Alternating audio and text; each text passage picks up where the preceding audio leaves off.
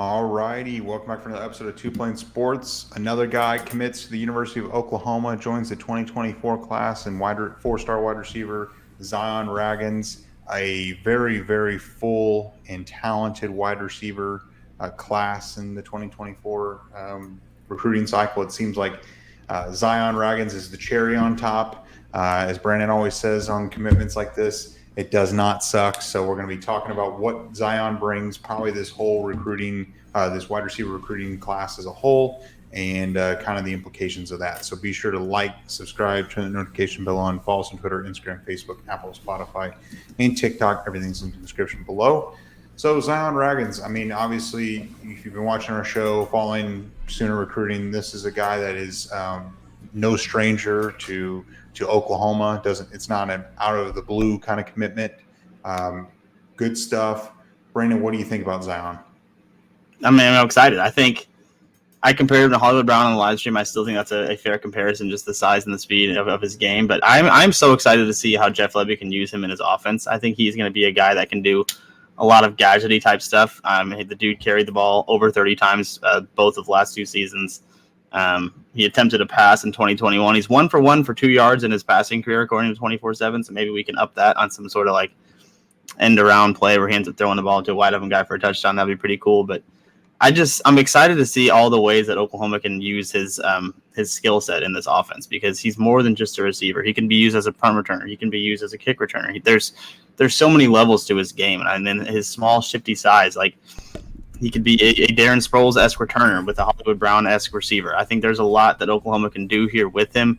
Very excited to see how Jeff Lebby uses him. What will be? Yeah, I think you hit it perfectly. Like what Jeff Lebby can do with a guy with Zion speed is going to be fun to watch, and we're going to see it potentially next season with a guy like Gavin Freeman. Somewhat similar statures. They're usually, on the smaller end, especially when you look at the wide receivers that are currently on the roster. Most of them over 6 feet tall. Pretty long dudes. At some point, there's a good chance we're going to see both Zion and Gavin on the field together. If not obviously not next season, but by the time Zion gets to campus, that's going to be a lot of speed out on the field for the offense. And then you have your guys in the backfield with Gavin Sawchuk potentially, if he's still there by the time Zion gets some snaps, and the other running backs. You've got Oklahoma's the speed kills is clearly where Oklahoma's still going towards, and when it comes to recruiting. But the fact that they still recruited Zion as hard as they did, even though he is smaller, and we've seen them recruit typically these 6 feet plus wide receivers, they see something in him that they don't see is on the roster. So clearly what Brandon's bringing up is something that they're definitely seemingly considering, because that skill set is very different from what we're seeing in the rest of the wide receiver room. And to emphasize that they're going after something that's not on the roster, literally the height and weight is the same of KJ Daniels. Zion Ragins and KJ Daniels are both 5'9", 150 pounds, and both can fly. Oklahoma is looking for that Hollywood Brown. Brandon, I know you've alluded and compared Zion kind of like the similar stature and similar play style.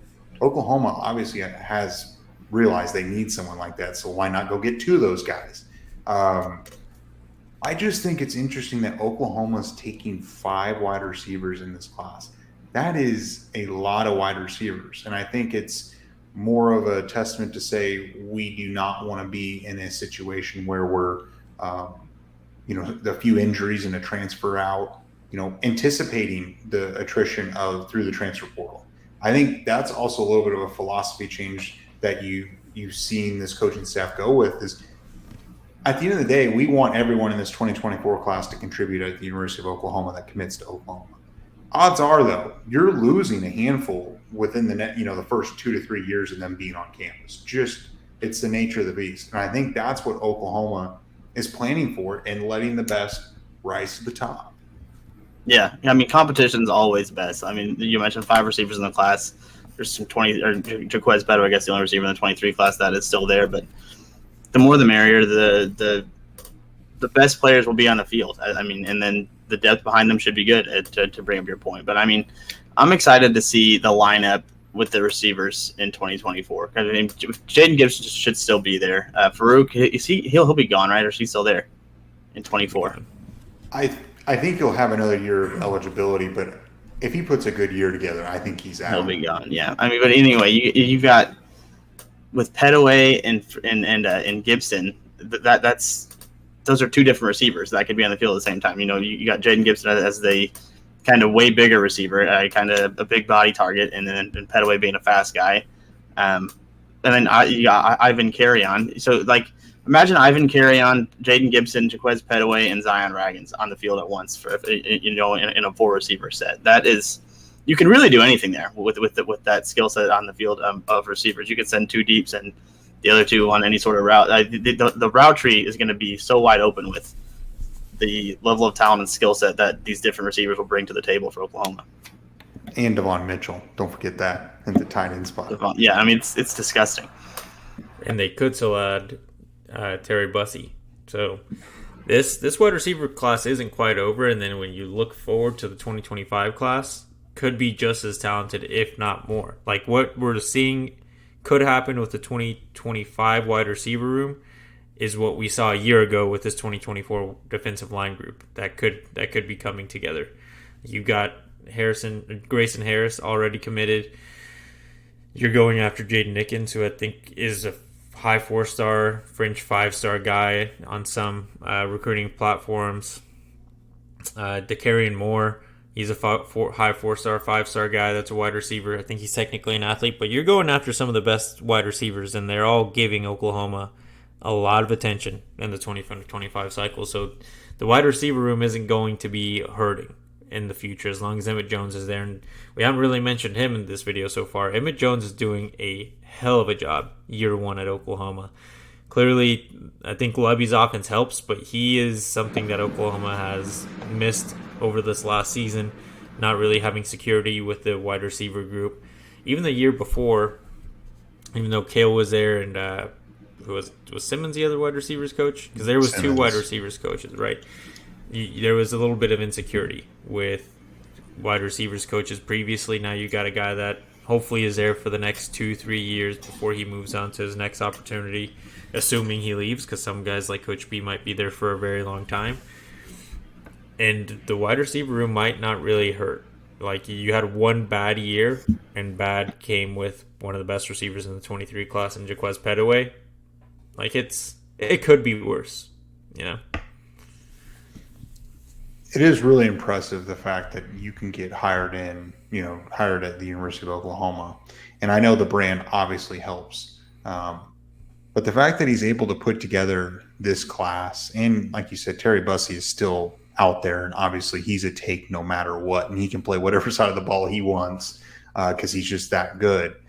The fact that you can come in, put together 5 wide receivers in this class, and even get a jump on the 2025 class is a testament to, I think, before Oklahoma even plays a game in the 2024 class, it appears that Oklahoma hired the right guy.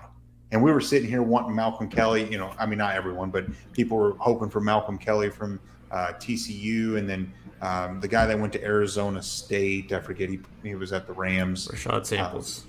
Samples. It seemed like those are the 2 top, best guys, and then Oklahoma goes out and gets Emmett Jones. It appears that they hired the right guy. And Venables, we trust. Yeah, and there's a reason why people are getting paid like Venables and his staff to make those decisions. So there's a reason why we're not in charge, and it seems like they know what they're doing. And they just have the connections, right? They're gonna find, very much like in recruiting, they're gonna find those diamonds in the rough when it comes to their coaching searches. Emmett Jones was not a guy that was brought up really by anyone up until he basically had the job. And then you're seeing what he's doing now. Like, he was definitely underappreciated for what he was doing at Texas Tech, I guess. And he's showing that the bigger brand definitely helps him get better guys. And he went into the state of Georgia with Zion Ragins and was able to get him out of the state of Georgia. I think that's a big time get, and I know Georgia has struggled with wide receivers and things like that, but the fact that you can go into that state and get him out of there is impressive and is a testament to what Oklahoma is doing. So obviously excited, but that's all I've got. I mean, this wide receiver class has been great. Do you guys have any final thoughts on Ragins or anything else? I mean, Georgia is just Florida North, so it's just the same Florida pipeline, I guess. True. Same general area, right? Yeah. So anyway, do you want to do the end video challenge? Zion Ragins thoughts. I mean, it's a big get for Oklahoma. Doesn't suck. Fifth receiver in the class. Another good day. Another good. It's been a good month. It's only getting better, I think. With as we continue to go along, we got Taylor Tatum in a couple days here. That's looking pretty good right now. So, but your Zion Ragins thoughts. That's the end of the video. Definitely. So be sure to leave us your thoughts, like the video, subscribe to the channel, and turn the notification bell, and follow us on Twitter, Instagram, Facebook, Apple, Spotify, and TikTok. Everything's linked in the description below, and we'll catch you guys next time.